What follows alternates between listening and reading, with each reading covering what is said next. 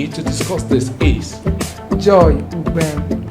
It is a program that discusses various national and international matters. A Nigerian should be able to live and work in a hospitable and safe environment in the north or south or east or west of Nigeria. We cannot have a country where politicians do things and get away with them and expect that the citizens will do otherwise. Daily Communion for the love of God and neighbor.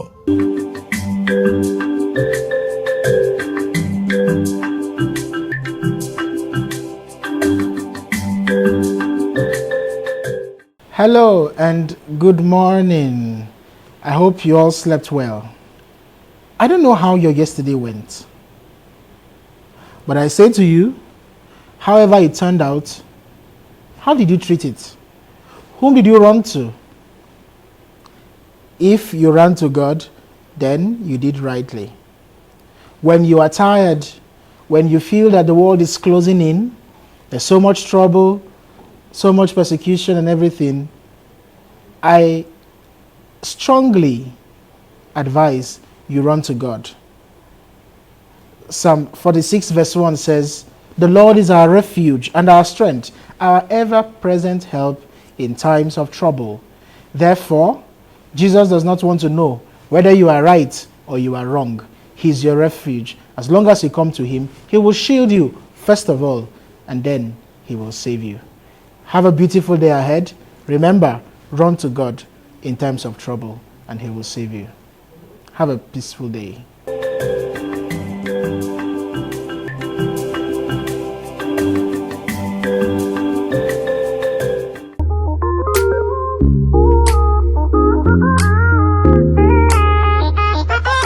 Welcome to the health segment of Daily Communion.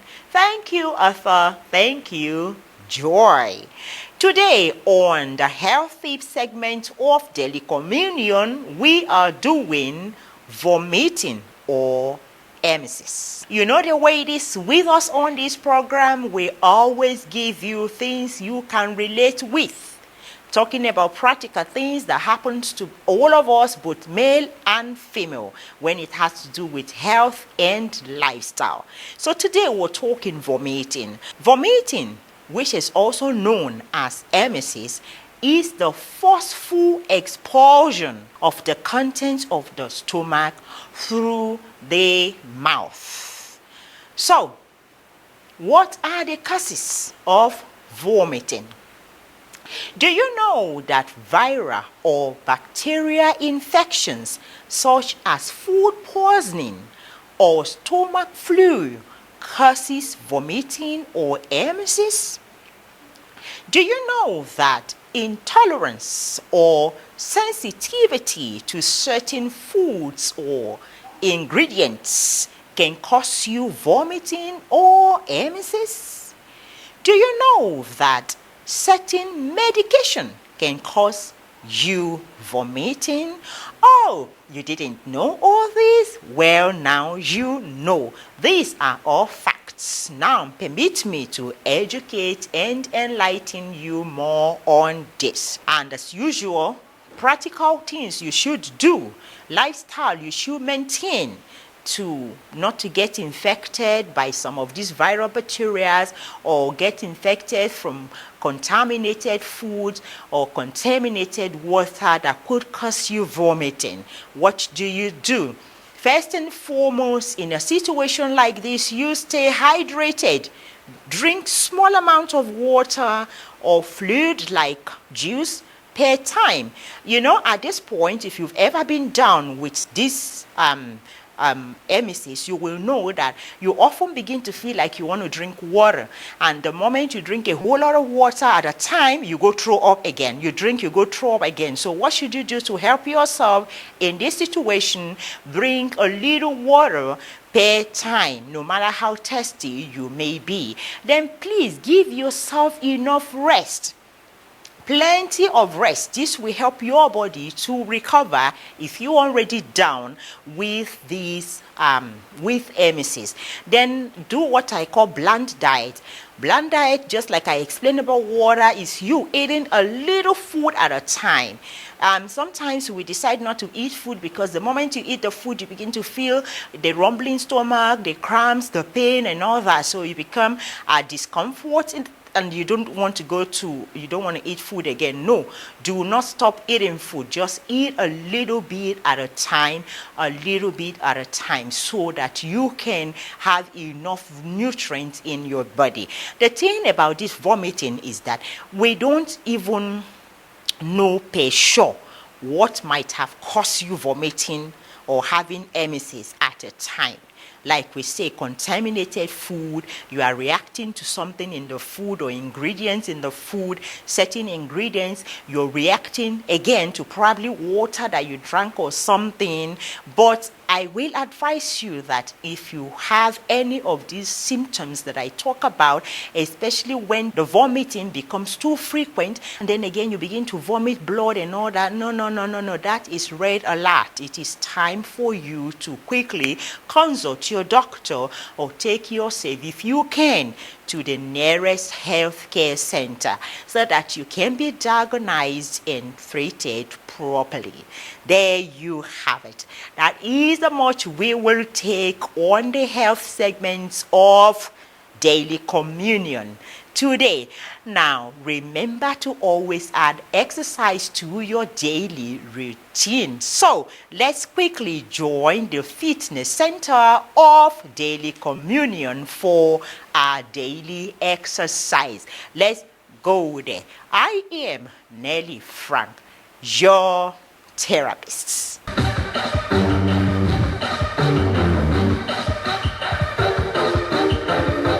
Good morning, this is your girl one more time, Tawi Alba from Synergy Fitness. So today we're going to be focusing on the shoulders and of course the hands. So let's go. You can just stand to have this exercise or you could sit, depends on what you want to do. So let's go, let's stretch, warm up, 1, 2, 3. So this is for you to ease the shoulder muscles, the shoulder blade. This exercise enables you to stretch properly before intense exercise, increases blood flow, blood circulation, so you prevent injuries. So let's go. So this is the clockwise. We're going to go now anti-clockwise. Let's go. 1, 2. And for each of these exercises, you can do 12 reps, 10 reps, depends on what you can do. So let's go, take it all the way up and go to the side, the other side, and this you can go 5 times, 6 times, depends on what you can do. And take it all the way down, breathe in through your nose and out through your mouth. In, out, in, and out. So you go on this 5 times and you take it all the way and stretch. So shake it out, shake it out. So for today we're not going to work out with any form of weights or any additional exercise equipment. We're just going to use your body weight. So let's go, take it all the way out and back in. Look to your shoulder, back in. Look to your shoulder, back in. So for this, we're going to go 10.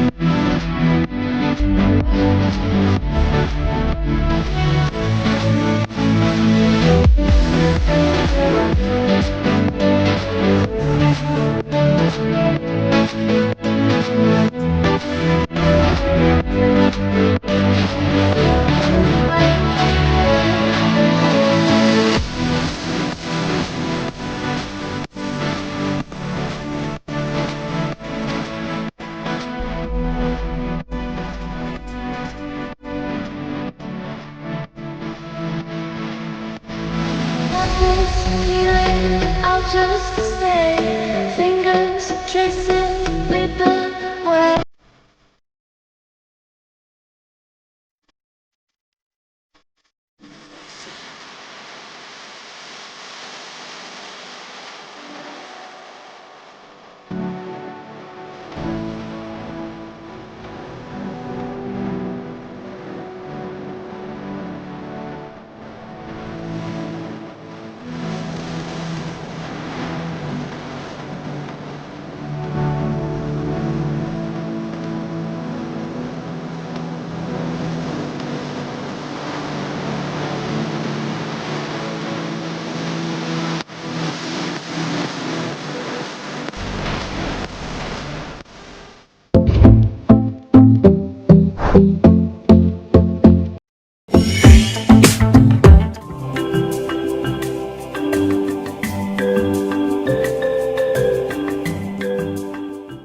Welcome back. If you're just joining us, it is Daily Communion on Catholic Television of Nigeria. Of course, reaching you from Nigeria's capital city, Abuja. Social media has impacted the way we communicate, interact, and pass information to people. Today, we take a look at the social media age, the advantages and disadvantages to the church. We have joining us in the studio this morning Mr. Favor Johnson, who is a musician, a gospel artist, and unmanned area vehicle engineer. Welcome to Daily Communion, Mr. Favor Johnson. Thank you very much. All right. How has social media impacted your personal and professional life? Social media, it's actually the in thing. There was a time when it was important to know how to read and write. In today's world, if you don't know how to use social media, it is assumed that you are illiterate, one way or another. Because that is one of the fastest way to reach more people. And it's the fastest way to sell whatever it is that you sell. You know, and we are in that age and time where personal brands are growing stronger.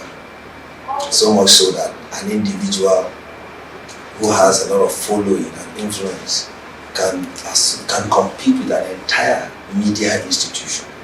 So we have a couple of examples that I think of as a show.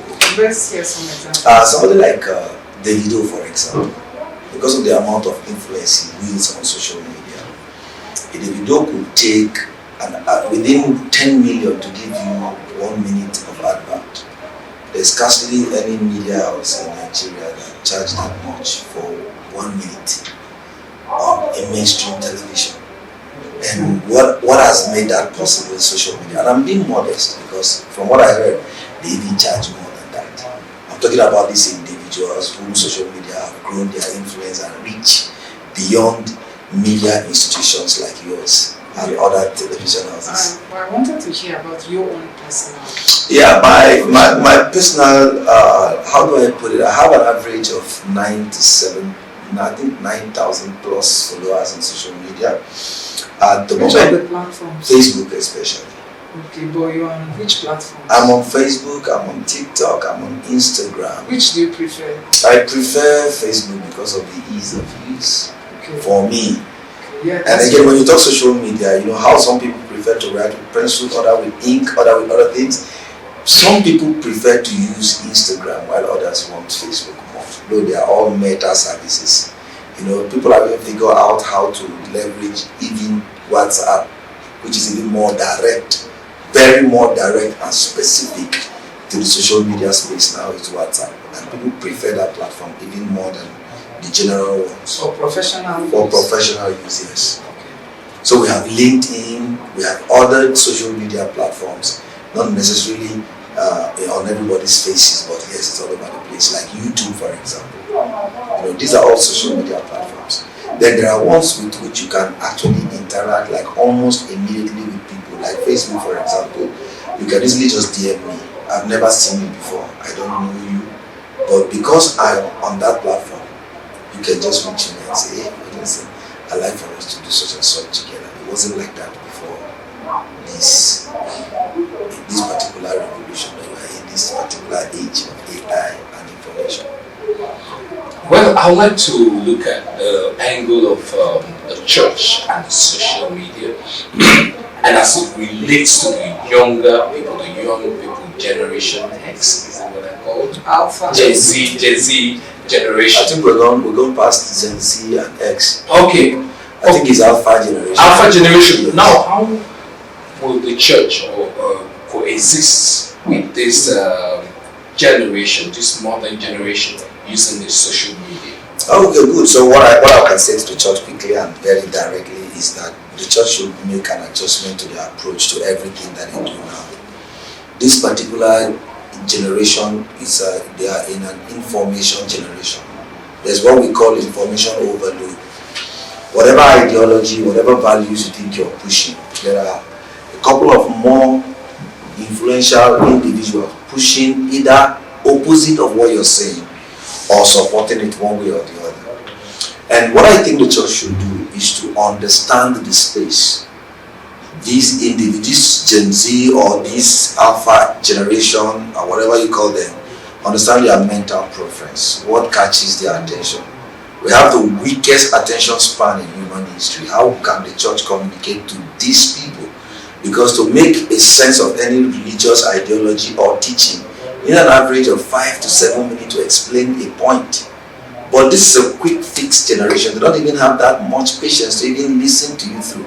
So how do you compress this important information into usable units for kids of this generation? And answering that, what I need to say is that the church community should build a department that answers that question directly, that communicate in the language that these people understand and reach out to them, because there are millions of individuals grappling for people's attention left, right, and center. Okay, let me just cut in. You talked about the short span of concentration, yes. attention Yes. from the younger people. Yeah. Are you trying to say that the church should find a way of communicating in a precise manner, even during the liturgy, without prolonging it? Are we supposed to start changing our tradition of the church to suit this?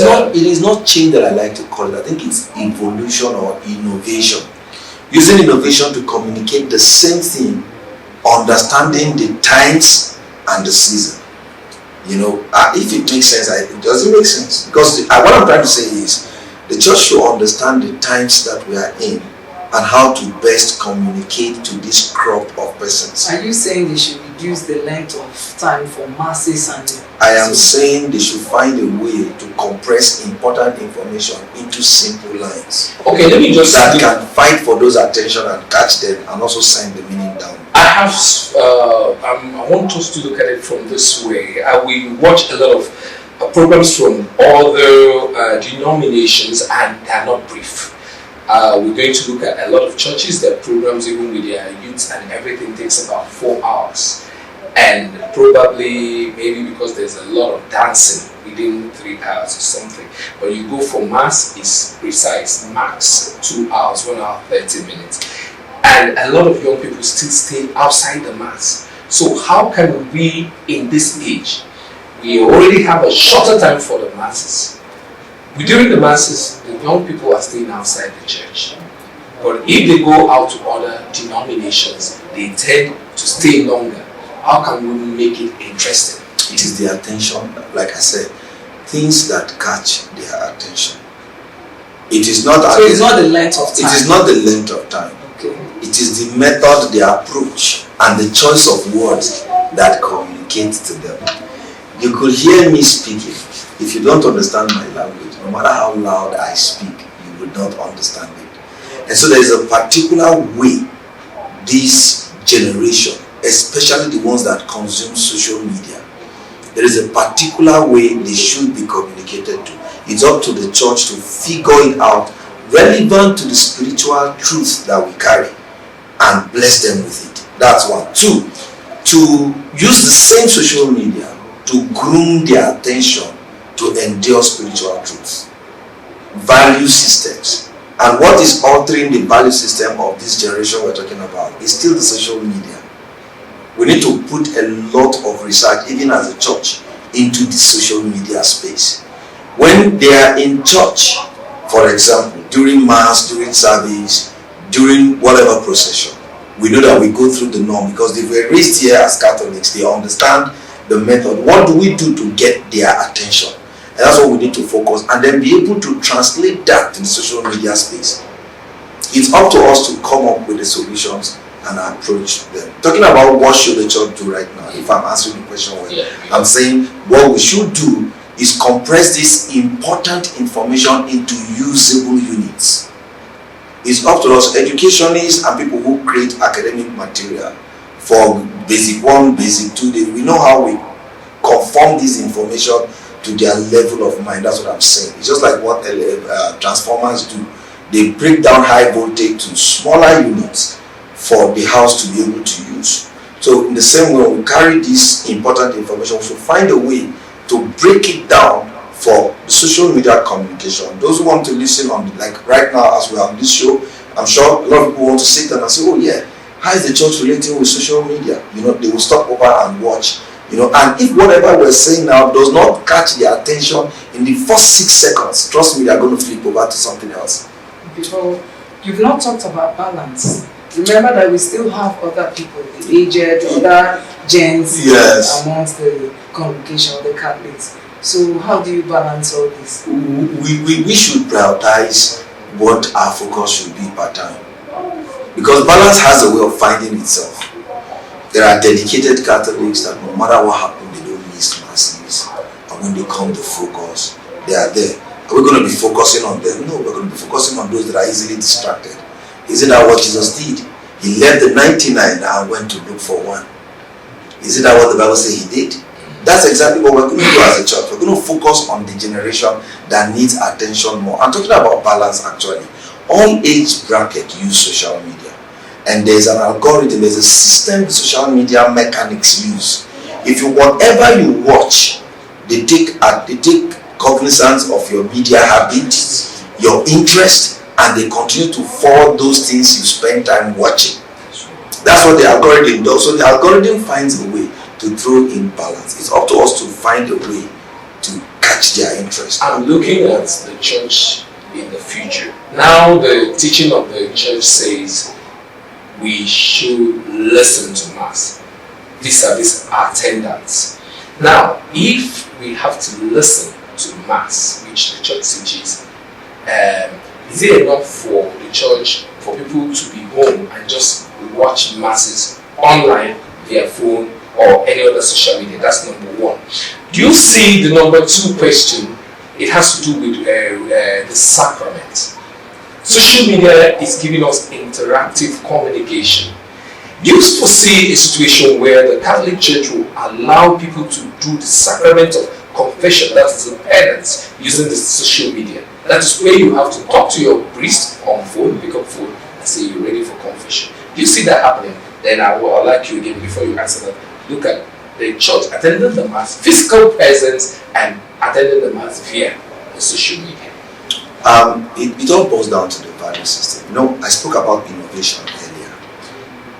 You see, wherever a man's treasure is, that is where his heart will be. And what that means is that if we continue to reach out to people, if we use the social media platform, for example, and reach out to a crop of persons, and it's going to be easy for them to do the sacrament, whatever it is, through the online. If there's someone there to answer on the other side, I believe it's going to bear the same weight. However, using the same social media, we should encourage them to be physically present at the church. And with whatever value you sell online, because that's one thing social media does.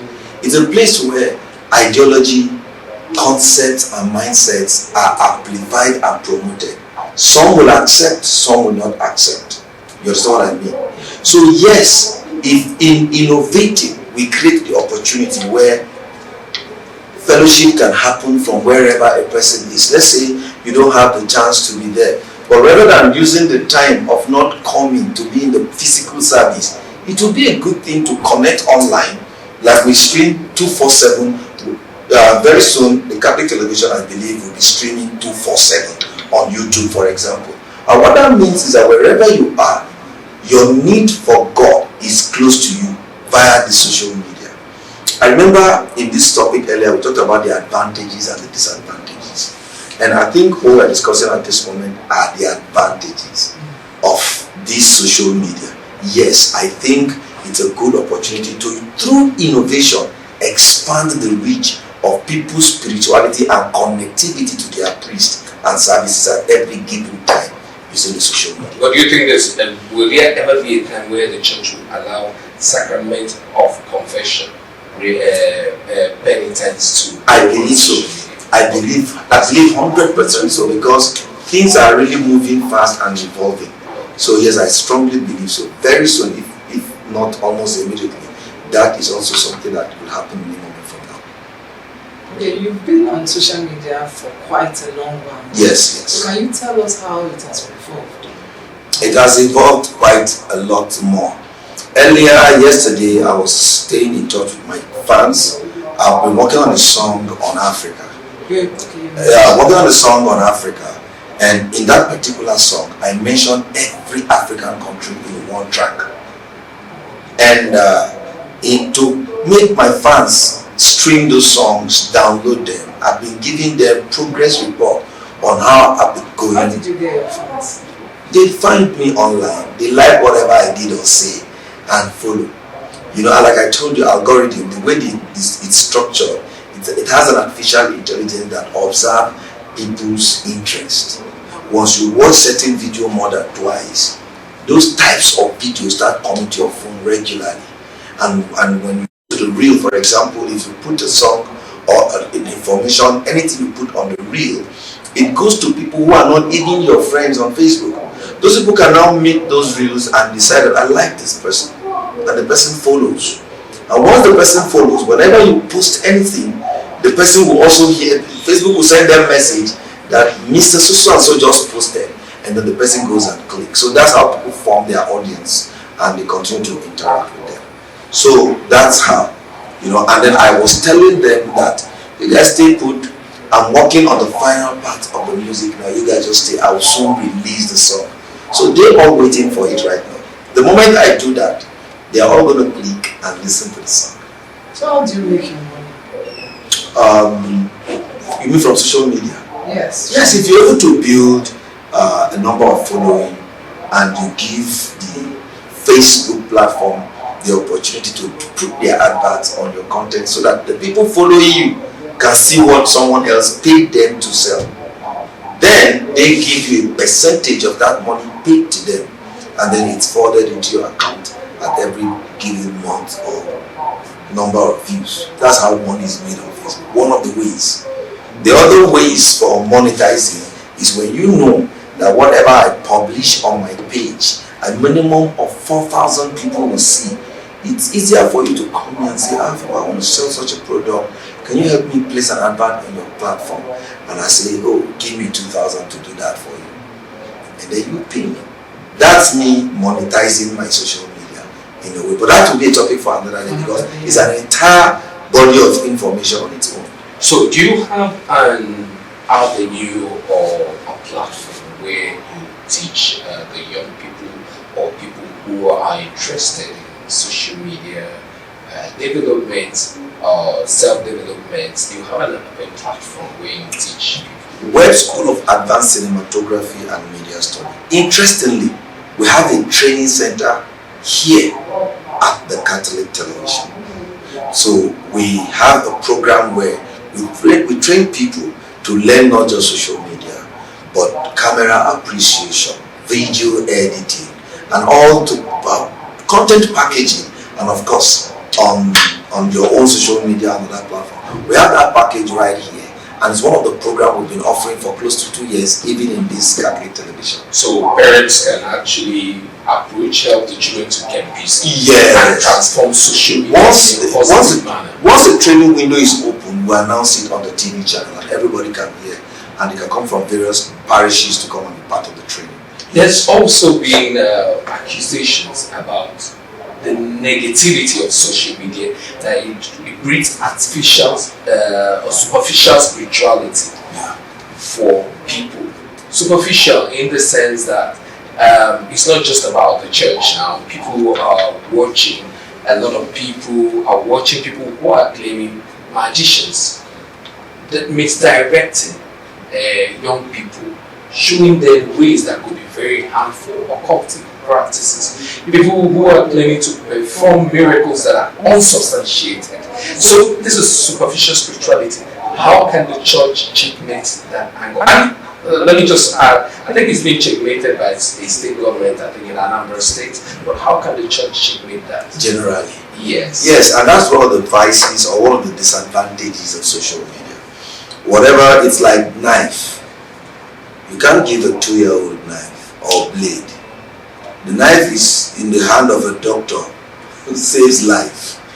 In the hand of a murderer, it kills. That's what social media is. You know. However, one of the other challenges is this, that there is information overload. And when there is so many information, it takes the judgment of an individual to figure out which one is safe or which one is not. With the age of AI, you can even create artificial forensics where you make me say what I didn't say. Using AI, using my voice texture and all of that. So there's this very huge falsehood sellable online. And what the church should do to checkmate that, first of all, is to improve on the level of the right information that we share with parishioners directly, and to make them fully aware of these vices, because sometimes we easily pretend that they are not there. And no matter how much we teach church members, parishioners, Christians, there are more things in their practical life that contend for this truth that they know. What we need to do is to be stronger and have a very strong social media presence, so that once we get them to follow us more, they hear more of what is right. So you are one of the ways. Digital literacy. Yes, more digital literacy to counter some of this falsehood. Falsehood, of course, fake miracles or whatever it is, misguiding people, misinformation, you know, and all of that have their own negative impact. But like I said, darkness cannot put off light. As long as light is there, darkness is irrelevant. So we have to keep the light of the gospel burning properly. Okay. Can you tell us more disadvantages? Like I just said, misinformation, information overload. What is there again? Deception, you know, false life. There are people who make you believe on social media that they are billionaires, whereas they don't have a dime. You know, and then they put you under pressure to be dissatisfied with the life that you have. Okay? Yes, trying to meet up with a fictitious bar, you know, raised for you by a falsehood that, you know, you need to understand. You know, so people's realities, you know, are contended for by these lies. So what we need to do is to keep sending on more truth, more light, and inform people adequately and correctly so. You know, and secondly, to build a level of trust and watch whatever we have to say. And that trust does not come by, you don't command it, you earn it. You know, and by following and interacting with people. I said that we should have a strategic social media unit that does not just address our popularity, but that directly inform people on what they need to know about every segment of life. Yeah. Now, I would like to look at this. We are in the social media age, the digital age. How can the church balance tradition with the demand of the digital age? What I mean actually is we've come to a point where a lot of the gospels are there on the palm of the priest, and we are expected to carry the Bible and read the gospel. Do you foresee a situation where the priest will be using tablets to proclaim the Bible, the word of the Lord, or using the word of the Lord is in the phone, using it to bless, or the bishop using the digital device to bless instead of the traditional Bible? No. I want to advise that no matter how we look at innovation and the advancement of humanity generally, those sacred traditions should remain, because this is how, that's who we are. That is who we are, and this is how we're going to anchor the soul of every other person. Because once that begins to happen, we begin to give importance to artificiality. If my grammar is correct. Should I say artificialism? Because if we, for example, imagine when the priest uses the Bible to do this, and then instead of that he takes an Android device. That's impossible, not even with the Catholic Church. Don't think of it. Because no matter how those sacred traditions should remain an asset forever. And we should, and this is where balance, we're talking about balance now, this is where balance comes in. Because in innovation, we must know what we must give, what we can give up, and what we shouldn't even think of giving up. Alright? And encouraging parishioners to make physical appearance in local assemblies, no matter how much the social media and the digital age grows, we should continue to put effort into that in everything that we do and communicate. Thank you so much for You're that. welcome.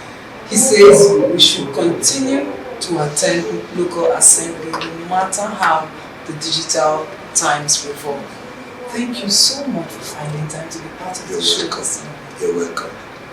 Viewers, we've been talking with Mr. Favor Johnson, who is a musician and gospel artist, an unmanned area vehicle engineer.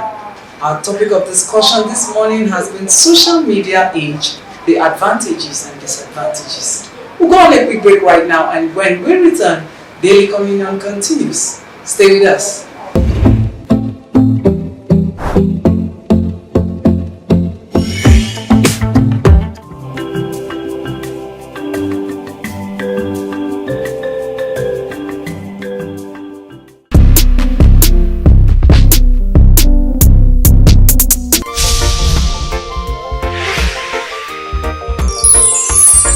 Sometimes you get information that is not meant to build or to foster unity, progress, and harmony.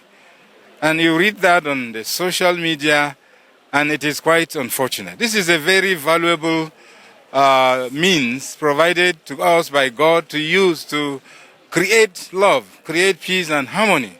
But some people want to use it to create confusion and destroy even the unity and peace that we enjoy. So I'm calling on Nigerians, please use the modern means of communication wisely. God has given us this technology. It's a blessing. We should not abuse it. There should be no communication abuse, media abuse. Let us use it constructively. And in these difficult and challenging times where people are experiencing hardship, suffering, poverty and hunger and all that, we should use these very vital means to calm them down. And also use the same means to appeal to the leaders to sit up and to be up to their responsibility. They were elected because they fought for election to serve the people. And now they are in power. The people must not go hungry. The people must not feel unsafe. The people must be cared for. They must be number one in their priority list. So I hope that this message will go to them and they will also sit up and do something good for Nigerians. They are doing something already, but we are saying they should do more, do even better, and do it concretely now. The Pope calls us all to work to communicate in a way that will bring peace, that will bring reconciliation, and that we do it in a gentle manner, and that we don't do it in a forceful manner or in an aggressive manner. He wants us to use communication to be able to reconcile people.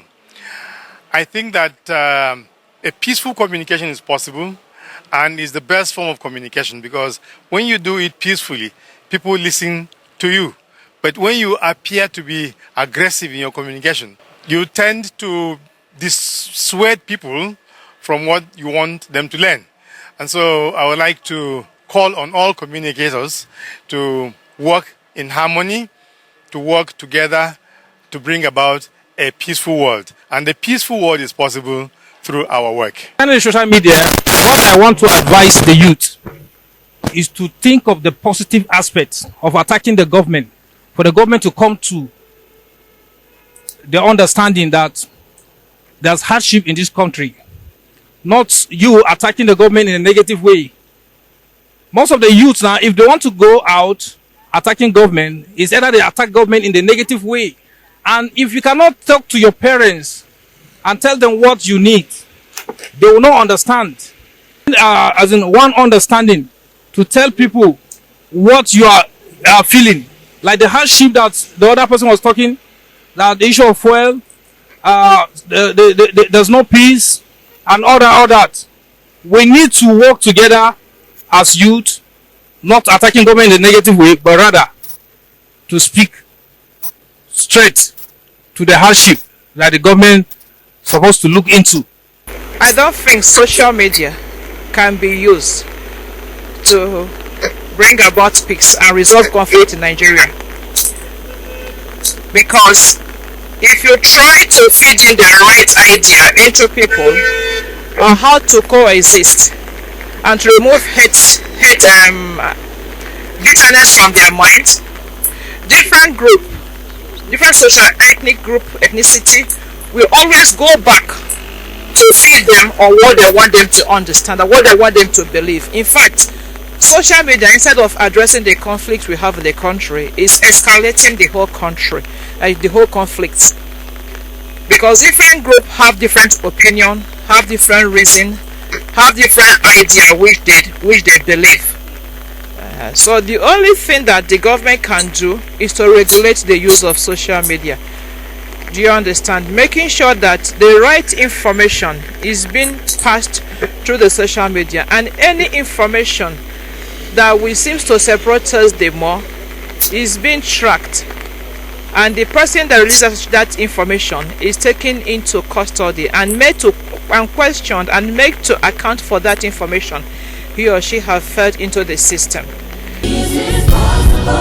Peace is Possible Summit with Father Dio is here again. Reverend Father Daniel Ogbefu, Peace Initiative presents Peace is Possible Summit 4th edition 2025 under the distinguished chairmanship of Sir Dr. Mike Okiro, IGP retired, featuring panel and roundtable discussions on the current state of the nation and way forward. Guest speakers, His Eminence John Cardinal Onaikan Mohammed Nuru Khalid, His Royal Highness Nga Kupi, Bishop Matthew Hassan Kuka, ministers from various ministries and other erudite scholars. Host Adora Sidney Jack, AIT, Dr. Ayuba and Chooks the General. Music by Simi Dakolo.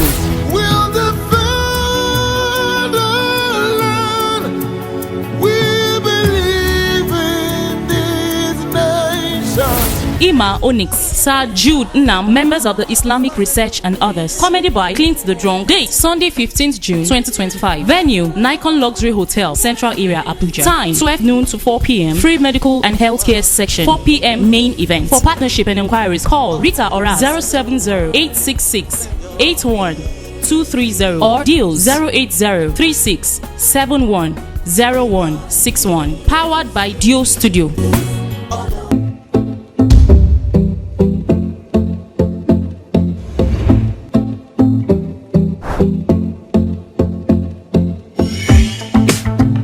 Welcome back to Daily Communion on Catholic Television of Nigeria. And of course, we are reaching you from Nigeria's capital city, Abuja. We are still talking the social media age advantages and disadvantages to the church.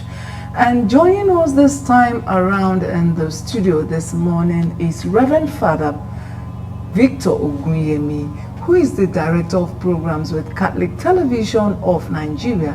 He is also the parish priest of St. Anthony's Catholic Church, Besa, Airport Road, Abuja. Father, welcome once more to our show. Yeah, thank you very much, Joy. Nice having me in. Yes, and I'm very happy to be here. And I want to say to everyone, happy day, and God bless you. All right. Father, do you use social media? Very well. Which of the platforms? Okay, I'm very much available on Facebook, on TikTok, on WhatsApp.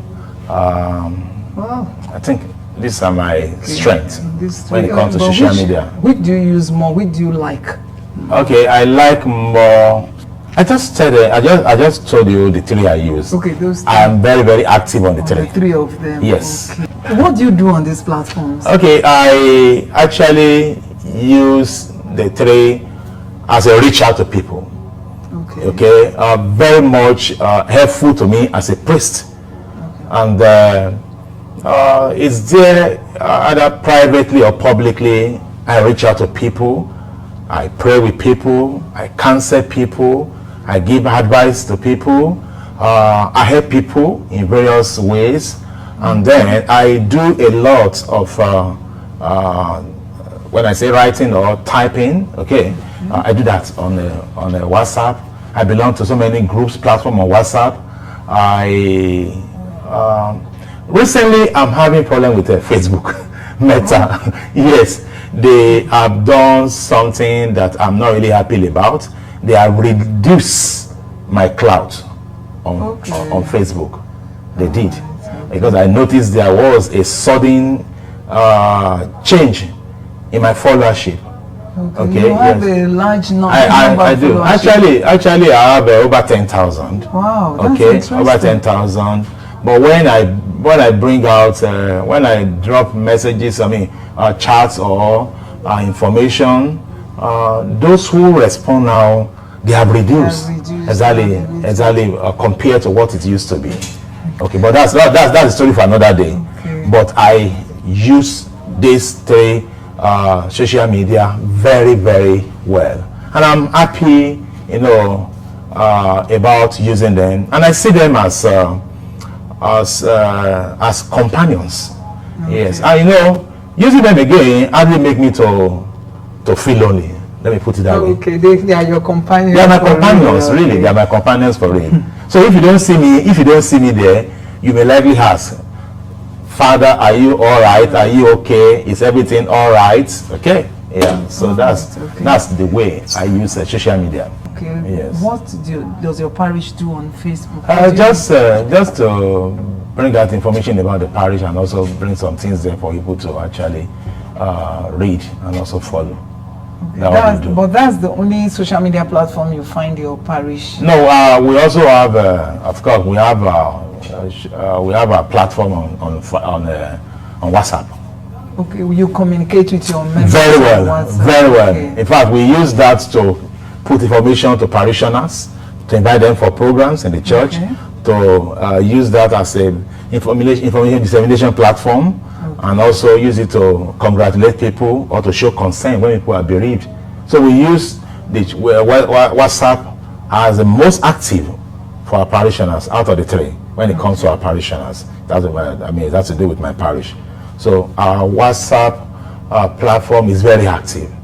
Every day there are messages there. You hardly go there any day, you will not gain something. Okay. So it's a hub for all of us in the parish, where we meet, where we communicate, where we relate, and also where we associate. What are your thoughts on the use of social media by the church? I see social media as a very, very, very strong, support for the church. Okay. Yes, I would say, God, I mean, of course, every age has got the strength of a social media or any media, as the case may be. Okay, but in our age right now, the social media is doing a lot, and I would say God bless all those guys who,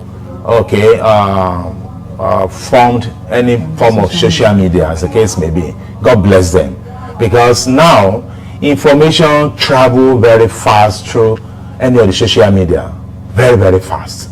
So any church that makes use of them will go a long way, no doubt about that. And there is no church that should actually ignore the social media at this time.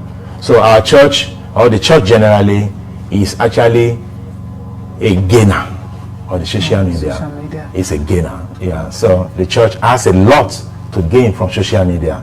And I'll tell you, social media is a blessing to the church. Okay, because the social media has come, and yes, you are saying the social media is good, it's doing a lot of good. But how do you balance social media? Yeah, about that, of course,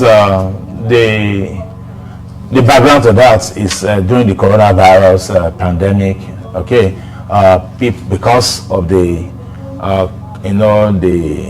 limiting our social contact, our physical contact, people were asked to actually go to church through the social media. Of course, that was circumstantial. Anybody who is still going to church on social media, I won't excuse such a person. I will see you as somebody who is not serious. Permit me to say that. Yeah, because worshiping God, you need to go, okay, to the church. You need to go to a physical place to go and meet God.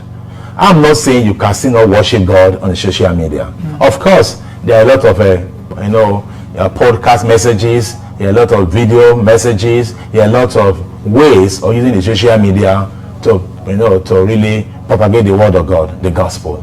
But nobody should really limit himself or herself from going to church again because of social media. And like I repeat, that's circumstantial. But Father, you realize that there are people who are on essential duties. Their jobs don't give them the opportunity to attend physical churches. You said it, you said essential duties. So how many of us are on essential duties? We know those are essential duties. We know them. Okay. We know them probably, health workers, military people, paramilitary people, and some other persons, we know where they work. But the majority of Christians, of people, are not essential workers. The word essential already limits the people we are talking about, that they are a defined set of people. So of course, again, I say it's circumstantial for them to be essential workers, which means they will have to use social media for them to make up for what they cannot do physically. And of course, for them to follow up, they can be there. Okay, I'm not able to go to mass. Okay, I have to follow mass through radio, through television, through YouTube and the rest. We understand that. But somebody who is a businessman, it's not an essential worker. One who is a teacher, it's not an essential worker, as the case may be. Okay, so people who do not fall into such category should go to church and go and meet God where God actually is in the temple of worship. All right, Father. Yeah. But this generation, will I say Gen Alpha, Gen Z, we don't really find them in church like before, and they see social media as a comfortable avenue. Yeah. So how do you try to get them to come back to church? You go to that social media to go and meet them there. Yes. How do you do it on social media? On social media, you create programs for them. Okay. Create for them. You know what I mean? You create social media. You create programs for them on social media. You have to explore all manners of social media. You have to explore them. But currently, do you have any program of that nature for them? Right now, like I said, what we do more is on Facebook and also on WhatsApp. Yes. We do that for them. We do teachings, we do discussions, we do interactions, we do programs that actually, like I run a group called Inspire Youth Network Nigeria. We created singles platforms. Okay, in fact, we have group is on Facebook. Yes, it's on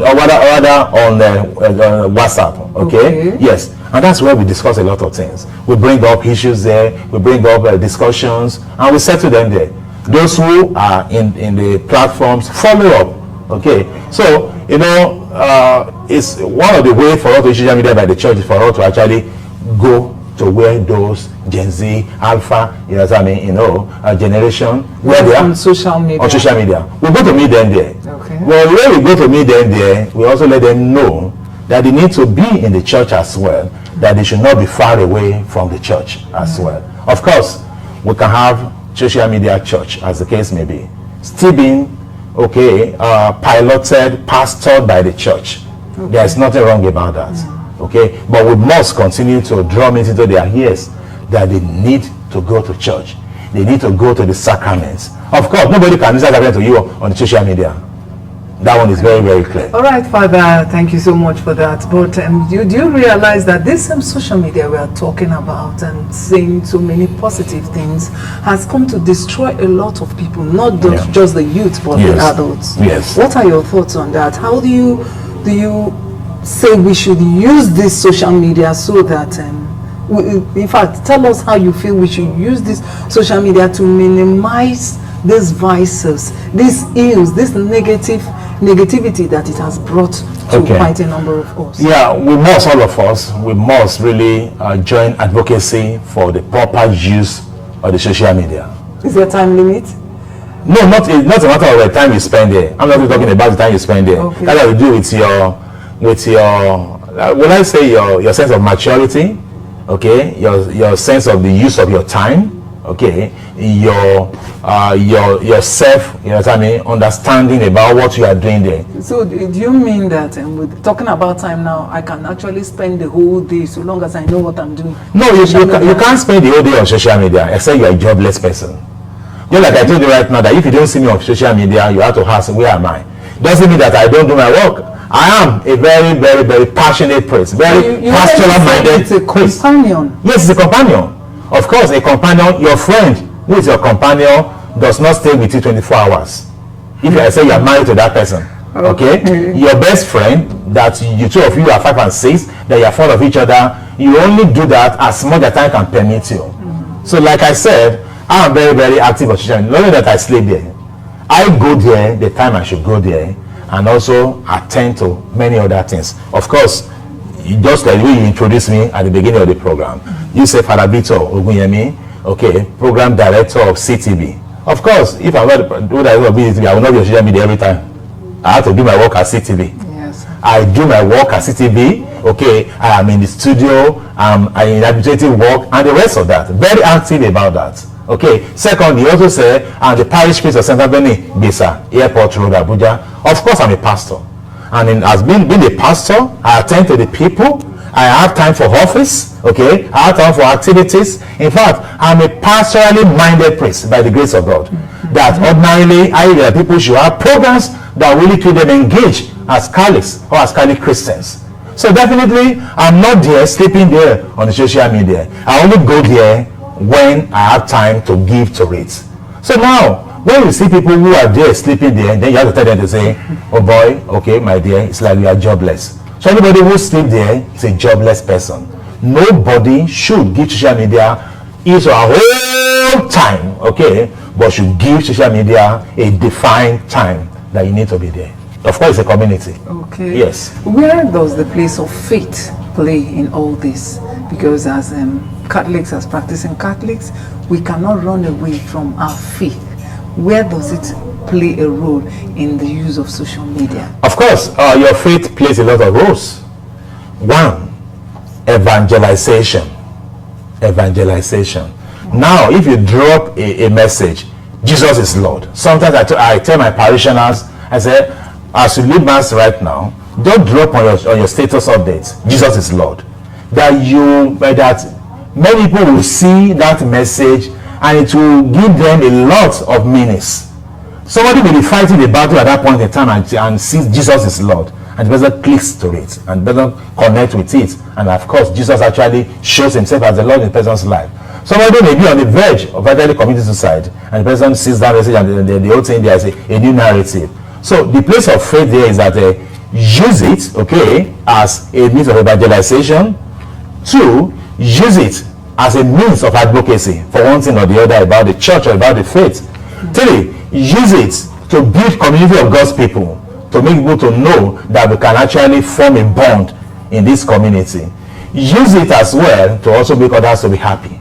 Okay, use to show that people that you are a bright and also you are a cheerful child of God, and that's where faith plays its role. Okay. Of course, I wrote my master thesis, on the evangelization on Facebook. Okay, yes, I mean that's what I wrote my master thesis on that. You know what I mean? How you can use Facebook to evangelize. Okay, so you should be able to create avenues here and there, create platform. The use of social media to really make the faith to thrive.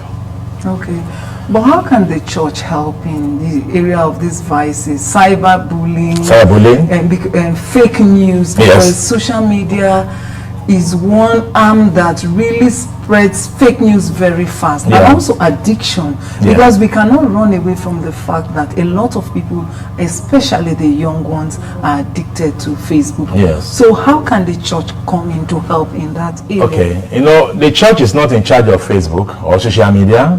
The church is only a stakeholder, okay, when it comes to social media. So how the church can really help when it comes to cyberbullying, harassment, fake news, okay, rumors here and there, is for the church to also promote advocacy along this line. Church should discourage people from using social media as a means of cyberbullying, as a means of harassment, as a means of peddling fake news, okay, and rumors. The church should create avenues, okay, to talk to our members and to educate them and to teach them that it is a sin. It is sinful for a child of God to actually, carry what you don't verify, what you don't ascertain, and to start peddling it and start carrying it. That is wrong. Okay, because when you spread fake news, it goes a long way to decimate, to damage, to do a lot of things to some persons. Of course, when there is a fake news, of course, which means it's untrue. Okay, now you say this person is this and that, and the person is nothing, okay, about that particular thing. You have destroyed the person's reputation, and people start seeing that person as a criminal, as a robber, as a prostitute, as a harlot, as a thief, and the rest of the story. So the church must continue advocacy along that line, and the church must not keep quiet about it.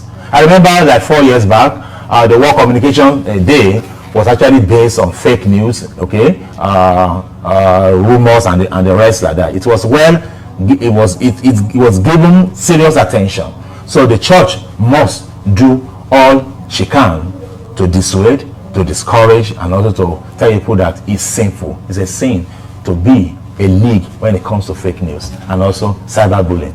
Yeah, the church must do that. But are there other ways you feel that the social media has been a distraction or a challenge to the church? Of course. Of course. During Mass, yes. During Mass now, some persons are seriously distracted. As we begin, yes, they are pressing their phones while at Mass, while at a liturgical function. So people are pressing their phones. In fact, somebody say, we are here to begin Mass here. How far with your Mass in that place? Or, in fact, I just feel like I'm sleeping right now, but I'm not sleeping. Or somebody's even watching a lot of things. Watching movies. You understand me? Or watching shows. Or scrolling through from one engagement to another. So how do you handle this in the church? Still the same way that the church wardens, the stewards, okay, the ushers should do their best to make sure that they monitor and also supervise the people. Of course, that's the reason why we have the church wardens in the church.